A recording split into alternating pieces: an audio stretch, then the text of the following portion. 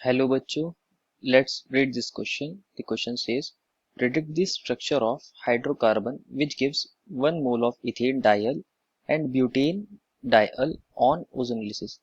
हमसे इस क्वेश्चन में कहा गया है कि वो हाइड्रोकार्बन का स्ट्रक्चर बताइए जिस हाइड्रोकार्बन के ओजोनोलिसिस से हमें इथेन डायल मिल जाए 1 मोल और ब्यूटेन डायल भी मिल जाए 1 मोल। तो बच्चों यहाँ पे की कंसेप्ट क्या होगा? ओजोनोलिसिस। ओजोनोलिसिस एक केमिकल रिएक्शन है जो हमारे एल्कीन्स को कार्बोनाइल कंपाउंड में कन्वर्ट कर देती है। ओजोनोलिसिस रिएक्शन के अंदर होता क्या है?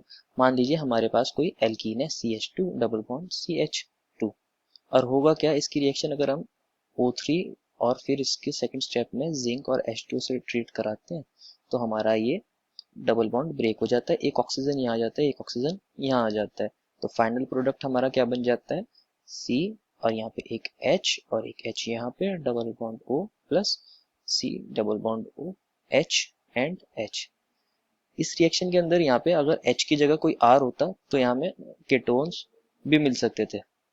ठीक है, यहाँ पे हमें एल्डिहाइड और केटोन मिलते हैं, बेसिकली कार्बोनाइल कंपाउंड्स मिल जाते हैं।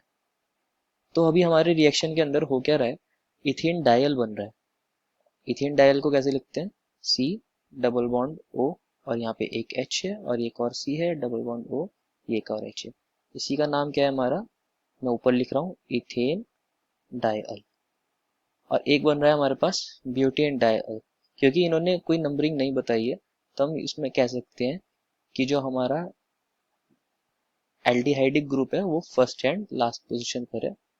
तो यहाँ पे डबल बॉन्ड हो H और यहाँ डबल बॉन्ड हो H और यहाँ पे H2 एंड H2। हमें बताना है किसकी ओजोनोलिसिस से बनेगा, तो हम यहाँ लिख सकते हैं O3 एंड ZnH2। एक इम्पॉर्टेंट चीज क्या होती है कि अगर हमें जो ओजोनोलिसिस से कंपाउंड्स मिलते हैं, प्रोडक्ट्स मिलते हैं, उससे दोबारा से ओरिजिनल एल्कीन बनाना हो तो हम क्या करते हैं? इन दोनों डबल बॉन्ड्स को, डबल बॉन्ड O को ज्वाइन कर देते हैं और हमारा ओरिजिनल एल्कीन हमें मिल जाता है। तो सेम हम यहाँ पे करेंगे। हम क्या करेंगे? इनको नंबरिंग कर लेते हैं 1 2 3 4 5 6, क्योंकि दोनों 1 1 मोल बन रहे हैं तो मतलब दोनों ही एक ही कंपाउंड से बन रहे हैं। तो जो हमारा कंपाउंड एल्कीन होगा वो इन दोनों का कंपोजिशन होगा, वो इन दोनों को ज्वाइन करके बनेगा। तो हम क्या कर सकते हैं कि 2 और 3 वाले डबल बॉन्ड O को ज्वाइन कर सकते हैं और 1 और 6 वाले डबल बॉन्ड O को ज्वाइन कर सकते हैं। तो अभी हम देखते हैं हमारा एल्कीन क्या बन जाएगा। हमारे पास टोटल 6 कार्बन है और ये एक साइक्लिक कंपाउंड बन जाएगा। तो लिख सकते हैं एक साइक्लो हेक्सेन रिंग और इस पे नंबरिंग कर लेते हैं 1 2 3 4 5 6। 1 और 6 के बीच में एक डबल बॉन्ड है, 2 और 3 के बीच में एक डबल बॉन्ड है। ठीक है, तो ये हमारा रिजल्टेंट हाइड्रोकार्बन हो गया। इसका आप फिर से ओजोनोलिसिस करा के चेक कर सकते हैं कि अगर हम इसका ओजोनोलिसिस कराएंगे तो हमें ओरिजिनल कंपाउंड मिलेंगे या नहीं।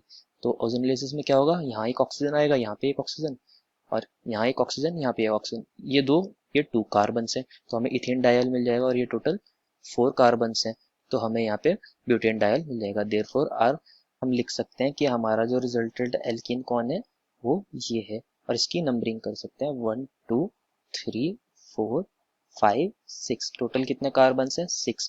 और 1 और 3 पोजीशन पे क्या है? Double bond. तो हम लिख सकते हैं cyclo hexa 1,3 diene, which is our right answer for this question. I hope you understood it well and best of luck.